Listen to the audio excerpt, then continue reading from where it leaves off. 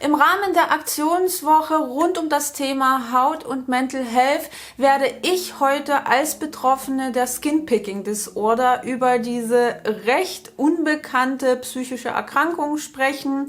Ich habe mich mit einigen Content CreatorInnen zusammengetan und verlinke sie euch natürlich auch unten in der Infobox. Ich würde mich riesig freuen, wenn ihr bei den entsprechenden Personen vorbeischaut und ein bisschen Liebe dalasst, weil dieses Thema auch für mich persönlich eine große Herzensangelegenheit ist. Bei der Skin Picking Disorder handelt es sich, wie bereits erwähnt, um eine psychische Erkrankung, die den Impulskontrollstörungen zugeschrieben wird, und dabei kratzen sich Betroffene bestimmte Hautstellen auf, egal ob im Gesicht, an den Lippen, an der Kopfhaut, am Hals, am Dekolleté oder an anderen Körperarealen. Dabei geht es vor allem darum, Anspannungen zu lösen, Stress abzubauen. Manchmal passiert das auch aus Langeweile, worauf ich dann im späteren Teil des Videos nochmal eingehen werde, wenn ich so ein bisschen über meine persönlichen Erfahrungen spreche.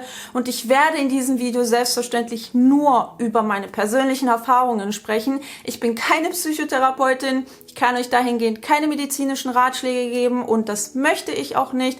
Also falls es euch nicht gut geht, wenn euch die mentale Gesundheit aus euren Händen gleitet, dann sucht euch bitte, bitte Hilfe. Ich habe euch auf Instagram gebeten, mir Fragen zu dem Thema zu stellen, damit ich mir hier nicht alles aus den Fingern saugen muss und mich auch nicht komplett allein fühle. Für mich ist das auch ein relativ schweres Thema, weil da haufenweise schmerzhafte Erinnerungen und Erlebnisse dranhängen, weil es bei mir halt auch mit der PTBS, also mit der posttraumatischen Belastungsstörung zusammenhängt.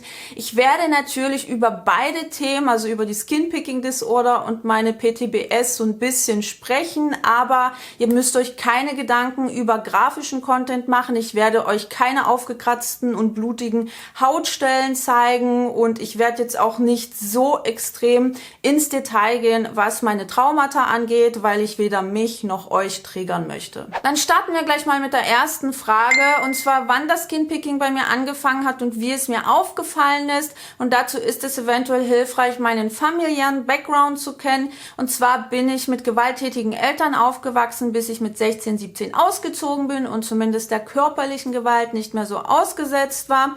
Angefangen hat das Skinpicking im Kindesalter, immer wenn ich versucht habe, irgendwelche traumatischen Erlebnisse zu verarbeiten, wie beispielsweise die körperliche, aber auch die psychische Gewalt, habe ich dann einfach angefangen, meine Lippen zu zerfetzen, bis sie blutig waren. Das hat sich dann im Teenageralter auch aufs Gesicht ausgebreitet. Also immer wenn ich dann irgendwelche Unreinheiten oder Hauttextur hatte, habe ich das auch noch zusätzlich aufgekratzt. Und aufgefallen ist mir das auch tatsächlich im Kindesalter, dass irgendwas nicht stimmt und dass das nicht normal ist. Zumindest, weil ich eben auch wusste, dass meine Freundinnen ganz andere Eltern hatten und dass der Umgang mit deren Eltern komplett anders war als mit meinen Eltern. Und ich muss auch echt sagen, dass ich mich extrem geschämt habe, weniger für mich, sondern mehr für meine Eltern, weil sie nicht meinen Vorstellungen von Eltern entsprochen haben und weil sie auch meiner Meinung nach ihren Pflichten als Eltern nicht nachgekommen sind. Und rückblickend das als Kind zu wissen und zu verinnerlichen, ist schon ziemlich krass meiner Meinung nach. Natürlich liegt das auch daran, dass wir in der Schule viel darüber gesprochen haben, dass wir immer Geschichten vorgelesen haben, in denen ein bestimmtes Bild von einer Familie gezeichnet wurde. Und diesem Bild entsprach meine Familie nicht, also zumindest in den grundlegenden und wichtigen Teilen nicht. Bei uns gab es selten mal eine Umarmung, bei uns gab es selten mal Lob, dann kam halt noch die körperliche Gewalt dazu und die psychische Gewalt. Und das ist eben auch ein Grund, weshalb ich mich nie wirklich getraut habe, mit anderen Menschen darüber zu sprechen. Es war mir nicht nur peinlich, sondern ich hatte selbstverständlich auch Angst. Und durch diese immerwährenden traumatischen Erlebnisse in meiner Kindheit und in meiner Jugend habe ich einfach auch diese PTBS, also die posttraumatische Belastungsstörung, davongetragen. Da es mir, nachdem ich ausgezogen bin, immer schlechter ging, ich mit meinen Gedanken alleine war und natürlich dadurch erst so richtig realisieren konnte, was mir in all den Jahren zugestoßen ist, habe ich mir dann irgendwann therapeutische Hilfe gesucht, weil ich einfach mit diesen Flashbacks, mit den schweißgebadeten Albträumen und auch mit meinem Skinpicking überhaupt nicht zurechtgekommen bin. Ich konnte teilweise gar nichts mehr machen, ich hatte meinen Körper nicht mehr unter Kontrolle, ich lag tagelang im Bett und es ging mir einfach nicht gut, ich konnte nichts mehr essen, ich konnte nicht mehr duschen, ich konnte einfach nicht mehr aufstehen und das Leben war für mich in dem Moment auch nicht mehr lebenswert. Und ich dachte mir dann, okay, bevor hier noch ein größeres Unglück passiert, suche ich mir jetzt therapeutische Hilfe, und genau dort wurde dann festgestellt, dass ich unter anderem die Skin-Picking-Disorder habe, die auf meine posttraumatische Belastungsstörung zurückzuführen ist. Um auf die dritte Frage einzugehen, wann das Skin-Picking zu viel wird und wann es therapeutischer Behandlung bedarf. Ich habe euch ja bereits in der Frage davor so ein bisschen versucht zu erklären, wann ich mir Hilfe gesucht habe, aber das sollte natürlich nicht das Maß der Dinge sein. Wenn es euch nicht gut geht, dann ist es immer eine vernünftige Idee, sich Hilfe oder wenigstens Rat zu suchen oder wenigstens die Telefonseelsorge anzurufen. Ich packe euch alles unten in die Infobox, dann könnt ihr euch dort gerne mal schlau machen. Bei mir war das so, dass mich das Skin-Picking im Alltag extrem eingeschränkt hat, vor allem in Stresssituationen oder wenn ich irgendwelche Anspannungen abbauen wollte, saß ich stundenlang auf dem Sofa und habe mein Gesicht bearbeitet, obwohl ich mir immer wieder gesagt habe, jetzt musst du aufhören, du musst ins Bett, du musst morgen früh raus. Ich hatte meinen Körper nicht mehr unter Kontrolle. Ich habe das bis in die tiefste Nacht praktiziert, bis mein Gesicht komplett blutig war, meine Lippen komplett blutig waren, da eigentlich gar nichts mehr war, was ich hätte aufkratzen können.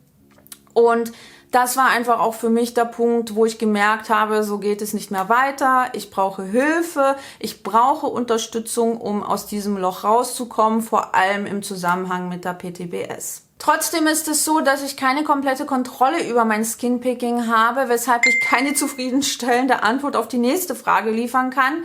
Dennoch sei dazu erwähnt, dass die Abstände zwischen Skin-Picking-freier Zeit und Skin-Picking-Rückfällen bei mir immer größer werden, was für mich persönlich einfach auch ein immenser Erfolg ist, der nicht von ungefähr kommt. Denn zunächst habe ich mir natürlich Hilfe gesucht, wenn man nicht weiß, worunter man leidet und was dieses Leiden begünstigt, kann man damit ja auch nicht umgehen. Man kann bestimmte Situationen nicht richtig einschätzen und vor allem begreift man sich selbst nicht. Deshalb ist es eben auch super, super wichtig, für solche Themen zu sensibilisieren, damit das einfach auch mehr in unser Bewusstsein dringt, dass es eben neben körperlichen Krankheiten auch etliche psychische Erkrankungen gibt. Und mir persönlich hat es wahnsinnig geholfen zu erfahren, welche Situationen mein Skin-Picking verstärken. Da gehört definitiv Stress dazu, aber auch extreme Langeweile. Und in bestimmten Stresssituationen mache ich das auch gerne so, dass ich ihnen entfliehe. Also ich gehe ganz bewusst aus Stresssituationen raus.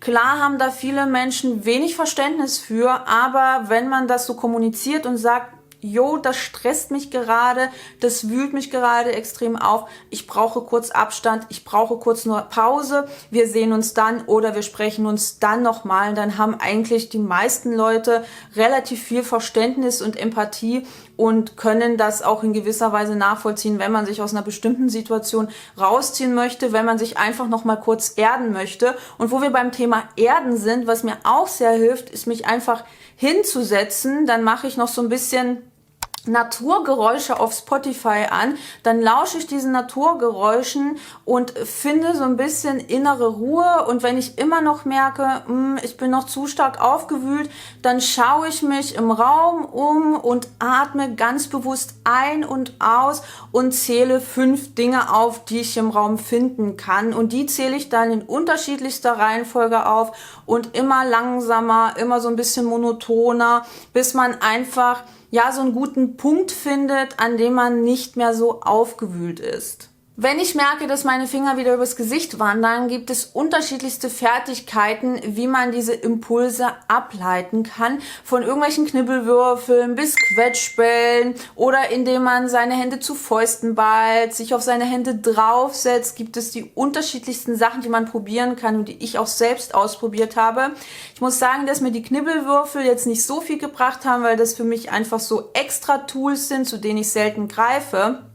Aber ab und zu auch mal die Hände zu Fäusten zu machen oder sich draufzusetzen, ist auf jeden Fall im ersten Moment hilfreich. Mir persönlich hilft es jedoch, irgendwelche alltäglichen Dinge zu machen. Zum Beispiel, indem ich ein Bild ausmale oder indem ich mir ein leeres Blatt Papier nehme und da drauf herumkritzele. oder ich schnapp mir meine Nintendo Switch und zock irgendwas oder ich spiele ein Brettspiel mit meinem Freund. Das sind so Sachen, die mir persönlich einfach sehr, sehr gut helfen, weil es sehr alltägliche Dinge sind. Und was auch enorm wichtig für mich ist meine Skincare. Denn wenn meine Haut gut gepflegt ist, wenn da keine Schüppchen sind, keine Textur oder weniger Textur, so ein bisschen weniger Unebenheiten, habe ich auch weniger Angriffsfläche für mein Skinpicking.